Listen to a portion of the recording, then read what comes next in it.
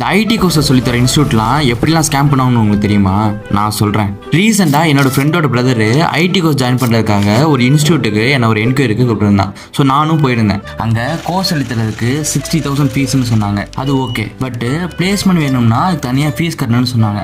நான் கூட இந்த இன்ஸ்டியூட்டுக்கும் பல ஸ்டார்ட் அப் கம்பெனியாக மற்ற கம்பெனிக்கும் டைப்ஸ்லாம் இருக்கும், அவங்களே அரேஞ்ச் பண்ணுவாங்கன்னு நினச்சிட்டு இருந்தேன். அப்போ தான் ஒரு மேட்டர் தெரிஞ்சிச்சு. என்ன சொன்னாங்கன்னா, உங்களோட கெரியர் கேப் எத்தனை வருஷம் இருக்கோ அதுக்கு தகுந்த மாதிரி எக்ஸ்பீரியன்ஸ் சர்டிஃபிகேட்டை ஃபேக்காக நாங்கள் ரெடி பண்ணி தருவோம்.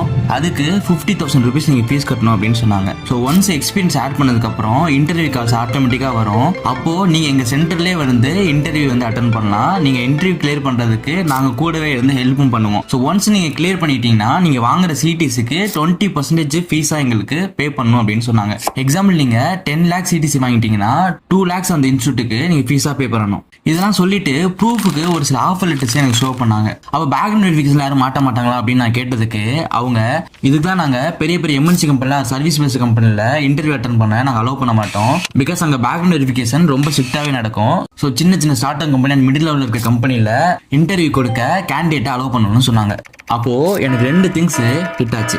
ஒருத்தன் கஷ்டப்பட்டு படித்து ஸ்கில்ஸ் எல்லாம் கற்றுக்கிட்டு எக்ஸ்பீரியன்ஸ்லாம் கெயின் பண்ணுறத இது மாதிரி இன்ஸ்டியூட்லாம் ஈஸியாக ஸ்கேம் அண்ட் ஃபோர்ஜரி பண்ணுறத வெறும் பணத்துக்காக என்கரேஜ் பண்ணுறாங்க. செகண்ட் திங், அப்படியே நீங்கள் ஜாப் போனாலுமே நீங்கள் எப்போ வேணாலும் பேக்ரவுண்ட் வெரிஃபிகேஷனில் மாட்டலாம். அவர் உங்கள் மேலே கிரிமினல் கேசஸ் ஃபைல் பண்ணவும் சான்சஸ் நிறையவே இருக்குது. ஸோ இது மாதிரி இன்ஸ்டியூட்டை பிளைண்டாக நம்பாமல் உங்கள் ஸ்கில் செட்டை நம்புங்க. அது எத்தனை வருஷம் ஆனாலுமே நீங்கள் போக வேண்டிய பாதைக்கு கண்டிப்பாக எடுத்துகிட்டு போகும். இது மாதிரி இன்ட்ரெஸ்டிங் இன்ஃபர்மேட்டிவ் கண்டென்ட்டுக்கு ப்ளீஸ் ஃபாலோ. தேங்க்யூ.